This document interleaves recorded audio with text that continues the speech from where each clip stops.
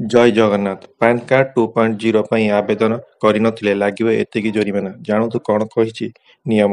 ଭାରତରେ ରହିଥିବା ଲୋକଙ୍କ ପାଖରେ ଅନେକ ଡକୁମେଣ୍ଟ ରହିବା ଆବଶ୍ୟକ। ଏହି ଡକୁମେଣ୍ଟ ଗୁଡ଼ିକ ମଧ୍ୟରୁ ପ୍ୟାନ୍ କାର୍ଡ ମଧ୍ୟ ଏକ ଗୁରୁତ୍ୱପୂର୍ଣ୍ଣ ଡକୁମେଣ୍ଟ। ସମସ୍ତେ ବ୍ୟାଙ୍କିଂ ସମ୍ବନ୍ଧୀୟ କାର୍ଯ୍ୟ ପାଇଁ ଆପଣଙ୍କୁ ପ୍ୟାନ୍ କାର୍ଡ ଦରକାର। ଯଦି ଆପଣଙ୍କ ଆୟକର ରିଟର୍ଣ୍ଣ ଦାଖଲ କରିବାକୁ ଚାହୁଁଛନ୍ତି, ତାପରେ ମଧ୍ୟ ଆପଣଙ୍କୁ ପ୍ୟାନ୍ କାର୍ଡ ଦରକାର। ଭାରତର ପ୍ୟାନ୍ କାର୍ଡ ସମ୍ବନ୍ଧୀୟ ନିୟମ ପରିବର୍ତ୍ତନ କରାଯାଇଛି। ସରକାର ପ୍ୟାନ୍ କାର୍ଡ 2.0 ପ୍ରକଳ୍ପ ଆରମ୍ଭ କରିଛନ୍ତି, ଯାହା ଅଧୀନରେ ବର୍ତ୍ତମାନ ଲୋକଙ୍କ ହାଇଟେକ୍ ପ୍ୟାନ୍ କାର୍ଡ ଦିଆଯିବ। କିନ୍ତୁ ସମସ୍ତଙ୍କ ପାଇଁ କ'ଣ ଏହି ପ୍ୟାନ୍ କାର୍ଡ ତିଆରି କରିବା ଆବଶ୍ୟକ? ଯଦି କେହି ପ୍ୟାନ୍ କାର୍ଡ 2.0 ଅଧୀନରେ ପ୍ୟାନ୍ କାର୍ଡ ତିଆରି କରିନାହାନ୍ତି, ତେବେ ତାଙ୍କୁ ଜୋରିମାନା କରାଯିବ କି? ଏହିପରି ପ୍ରଶ୍ନ ଆପଣଙ୍କ ମନରେ ଆସୁଛି।